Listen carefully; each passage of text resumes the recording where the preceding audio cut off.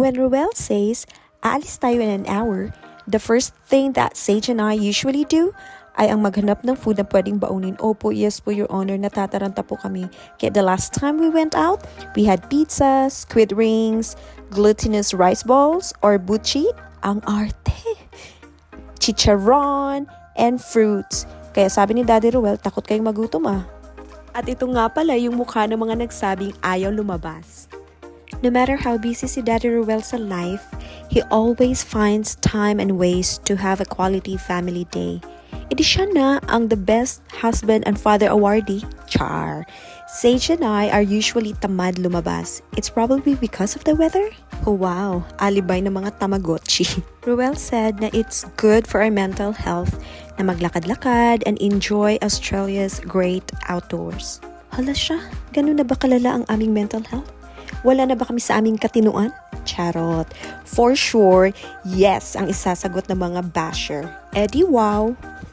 I know na wala namang nagtanong, pero gusto ko lang sabihin na pumunta nga pala kami sa National Arboretum, Canberra. And it's our first time here sa National Bonsai and Penjing Collection. I'm not really a certified plantita, but sobrang nakaka-amaze talaga for me ang bonsai collections nila. Pero what's more amazing ay ang price ng mga collection nila. Of course, I'm a Filipino. Kinukuhanan ko ng picture ang bawat sulok. Kita nyo naman, di ba? After a minute, ay hindi naman siguro, mga a minute and 1 second, napagod at nagutom kami. And andito na tayo sa exciting part, ang lumafang. Oh yes, this is the moment na hinihintay namin ni Sage lagi, ang lumamon. Kaya mga besh, kain pa more. It's your moment to shine. While kumakain kami ng chicharon, naalala namin ang friends namin sa Saudi, especially si Ate Len. Hi Ate Len, kain tayo ng chicharon. By the way, that buchi is so delish. It has chocolate filling. It is true that no matter how simple yung food, but when you are with your family and you're enjoying this kind of view, it's like you're dining in a 5-star restaurant. Yes, walang etchos yun. Dahil dyan, may mga arte-arte kaming ganito. O, diba? Habulin mo ako. Hala siya, may mga ganyang moment. Sige lang mga besh, ilaban nyo lang yung kalandian nyo. Isipin nyo na lang na sa Korean drama kayo. Charot. Ayan na naman yung dalawa na nagsabing ayaw lumabas, pero tuwang-tuwang mga bata. Sige lang, takbo pa more. At dahil nag-announce na si Banker na lumayas na daw kami, kaya ayan, uwian na mga besh. Exit na.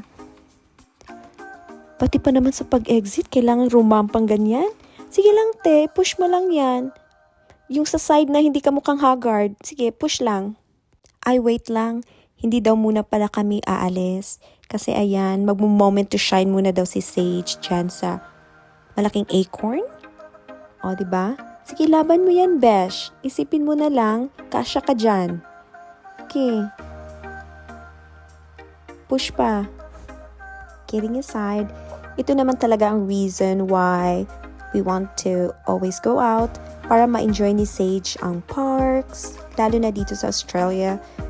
Finally, napagod na rin siya. So, ito na nga, sure na to, uwian na. Let's go home.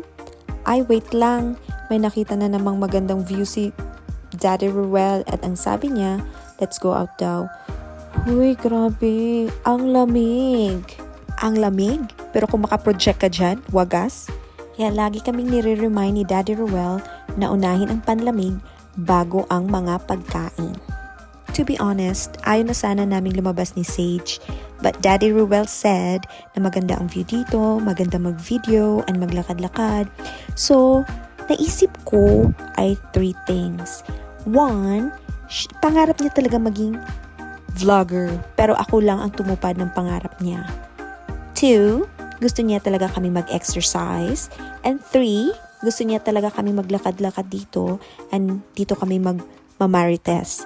Pero sa palagay ko, ang tamang sagot ay number 1. Siya talaga ang may pangarap na maging vlogger. Ako lang ang tumupad. Charot! That's it for today. Till our next video.